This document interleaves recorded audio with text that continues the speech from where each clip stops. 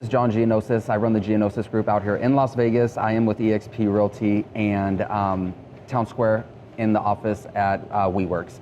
So I wanted to take a moment to talk to you guys about what it looks like to stay in our lanes in real estate and actually rely on other business professionals like Erin to do her job to make us look like shining rock stars when we do our job. So Erin, introduce yourself.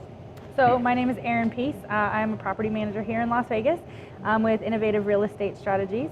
And I focus on property management, and I partner with a lot of real estate agents out here to make that connection so that they don't need to do property management. I handle it for them. So it's unethical and we can get in trouble if we practice property management, right? Yeah. So even though I know you, I can't just randomly say, hey, this is what the cost is and how it works. Yeah, there's a particular certificate that you need to have as a property manager. Okay, so I'm going to ask you some more in-depth questions in a minute regarding just what's happening in your day-to-day world in real estate. But I wanted to ask you from a investor's point of view, why do some investors say, I'll just do it myself and not hire a property manager? Is it really that expensive? No. Most property management accounts is usually at 10% of the rent. A lot of homeowners, they like to have the control themselves, and others don't want to see that 10% come off the top. Right. So, we can make it work for them at the 10%. Okay. So can they help you if they hire you for the 10%? Like if I wanted to be a little hands-on, can I go and do certain things at the property and work with you? So you can. It's not recommended. So we try to keep, a lot of the reason that we have property managements in place is because we don't want to have that owner and tenant connection, right? Yeah. We want to be there in between so that any time the tenant has an issue with the property, a maintenance issue, anything like that, they come directly to us and we don't have to involve the owners with any of that. So they can be involved, and a lot of them, I see a lot of owners that like to be hands-on and they want to be involved and they want to know everything that's going on. And I will communicate and I'll keep them involved with all of that. Sure. And then I have others that just want to sit back, they want to collect their rent, and that's it. And that makes it a little bit easier for us because we just handle the accounts that way. Good. Okay, so we know that real estate is super hot right now and we're experiencing a lot of pain regardless who you're working with, right? Whether you're working with buyers, sellers, investors, or you're on the property management side. Tell us a little bit about what is happening with renters right now, and maybe if you can elaborate on the moratorium and just possibly let us know what you foresee at the end of the year, possibly. So, yeah, and that's a pretty full question. So I'll start with the moratorium. So the moratorium this year has continually been pushed back, and currently we're at May 31st for the release of the moratorium. What that's doing is that it's giving tenants the opportunity to catch up or not pay rent. And that's challenging for a lot of homeowners, right? Because they're investors, they own homes, and they have a mortgage to make. Yep. And a payment. And if the tenants aren't paying their rent, then obviously they're not paying the mortgage. So I anticipate that a lot of that influx is going to happen once they do release the moratorium. We're going to have a lot of homeowners who now can evict their tenants for non-payment, and they will probably list their homes, try to sell them, get out from underneath them, because at that point they may not be able to afford them. So it's been very challenging. I'll give you a story. Yeah. Okay, so I had a tenant that was renting this home, and as of March of last year, he just stopped making payments. And I requested information. Hey, you need to provide, some type of unemployment letter, some type of, hardship. Right, exactly. Something from your previous employer that said, hey, we had to let you go due to COVID. And it was like a fight. I couldn't get any of the information from him. So fast forward, okay, so we'll go to February of this year. Mind you, he hasn't paid rent this entire time. Wow. My owner, first time she's ever rented out a property, first time ever in Las Vegas, That's the and story. she's just, she's dumbfounded. Yeah. So we get a phone call from him, and he says, oh, my water heater busted. I need you to come out and fix it. Right? Wow. And I was like, okay. So we get out there, and the damage was, it was far past a 24-hour notice call, Sure. right? So we were able to evict him based on a lease violation because he did not give us the 24-hour notice when a water leak happens. So my handyman, I said, look, I need you to do me a favor. I need you to get out there and be my eyes and ears. Try to find out, like try to do a walkthrough on the house, because I haven't been able to get in, and see if this guy says anything about working, or Turns out he's been working this entire year. He's been working 40 hours a week.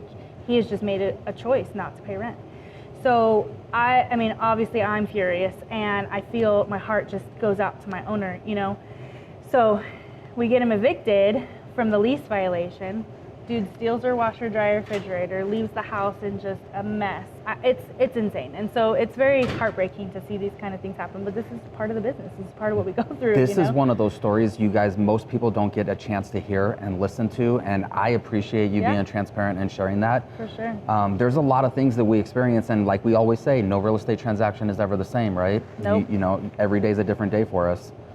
Wow, that's insane. It is. It's pretty nuts. So, the hope is that, we can release this moratorium.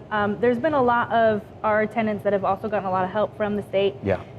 And that's been very helpful. And so, I'm blessed that this was the only one out of all of my properties that we really had challenges with. And so everybody else has been able to get assistance and catch up. And so hopefully the release of the moratorium doesn't completely oversaturate our market, but I think we need a correction anyway. So yeah, I think we all agree with that. Thank you for answering that question. So I also wanted to ask, I heard you say, you have handyman and business people that do your type of repairs for your work, right? Obviously, you're not going out there and doing that type of repairs. This is another highly suggested reason why we want to have these relationships with these people, because you're the one that knows somebody that does properties 7 days a week, whether it's electrical, plumbing, landscaping, whatever it is. And it's harder for me if I was saving that 10%, right? And I'm just speaking for myself. If I'm saving that 10%, I'm going to be doing half or all of that work. I'm going to be tracking down these people, having to vet them and see, are they reputable? Can I trust them? Can the work get done? And then what happens when it doesn't even get done right? Then you go back a second and third time. And then you think about it and you're just like, oh my God, that's the best investment I could have ever made. Right, absolutely. It's such a peace of mind. I mean, and that's how I do business. It's all about peace of mind for my clients, which are the owners of the properties. And us as property managers, we have a vast list of vendors, from electricians to plumbers. We highly recommend the home warranties on the house, because when Tell me about that, because I always question that. Yeah, so there are a lot of home warranty companies out there, and there are good ones, and there are ones that are just 3 hours on hold paying to get a hold of, right? So, but it is recommended. If we recommend you a home warranty company, $75 no matter what the problem is. And 9 times out of 10, the tenant's going to pay that $75 because they're responsible for anything up to $100 in maintenance. That's awesome. So the tenant, that falls on the tenant, then the owner has complete, again, peace of mind that they don't have to worry about that kind of thing. So if the tenant comes up with a problem, they're going to call you, the property manager, and then they're going to say, this is wrong, and you're going to say, does it fall within 100 or less? That's their responsibility? Correct. And if it's 100 and more, it falls to the owner? Correct. Okay. Perfect. Yeah. And do you do short-term leases, like 3 or 6 months? So they're far and few between. I do, again, we have partners in the industry, right? And so I have some partners in the industry that do short-term rentals. And so a lot of that I'll feed to them.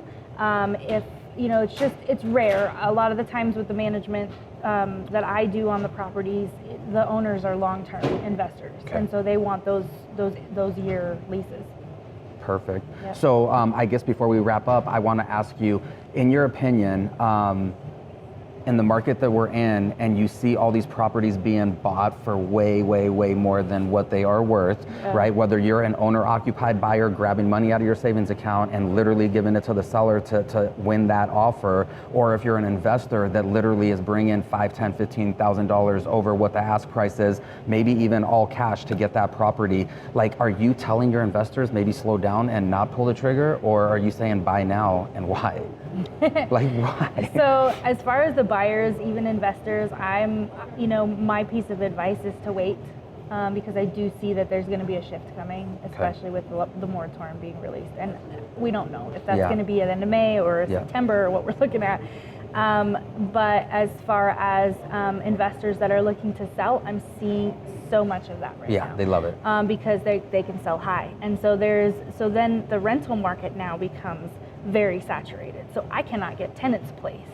So some of these that you've given me, right? Some of these properties, I'm able to put a tenant in just like this because I got the tenants coming to me before I can even list the property. It's exactly what I said in my last video. Yep. Yeah. So the market right now is it's different than we've ever seen. You know, it's so wild with tenants needing places to stay, and we've got investors that are they're kicking tenants out because they want to sell their houses, and then you've got a lot of tenants coming here still from other states, especially California, just like the buyers. And they're saturating our rental market too. So okay, crazy. I know I said last question was last question, but I got one more.